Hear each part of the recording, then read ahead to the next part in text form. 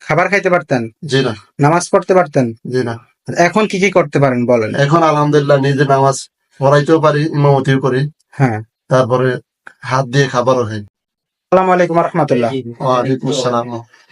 হযরত আপনার কি নাম? আমার নাম শামসুদ্দোহা। আপনার কি সমস্যা হয়েছিল একটু বলেন তো? আপনি একটা ট্রমাটিক্যাল একটা হিস্টরি আছে আপনার, আঘাতজনিত সমস্যা। তো আপনার এই শোল্ডার জয়েন্টে কি হয়েছিল একটু বলবেন? কিভাবে ব্যথা পাইছিলেন? বিদ্যুতের শর্ট খেয়ে আমার এই জায়গা ভেঙে গিয়েছিল। ভেঙে গিয়েছিল, তারপর কি তারপরে করছেন এটা আপনি? অপারেশন হয়েছে। অপারেশন। প্লাস্টার ছিল কতদিন আপনার? লাস্ট ছিল 21 দিন। 21 দিন থাকার পর স্যার কি বললো, যে অর্থোপেডিক্স ডাক্তার কি বললো আপনাকে? অর্থোপেডিক ডাক্তার বলছে যে থেরাপি দিতে হবে। থেরাপি দেওয়ার জন্য বলছে না? জি। আচ্ছা ঠিক আছে। প্লাস্টার খোলার পর আপনার কি কি সমস্যা ছিল বলেন? ব্যথা করতো সবসময়। তারপর? তারপরে হাত ঝিমঝিমাইতো। আর তারপর?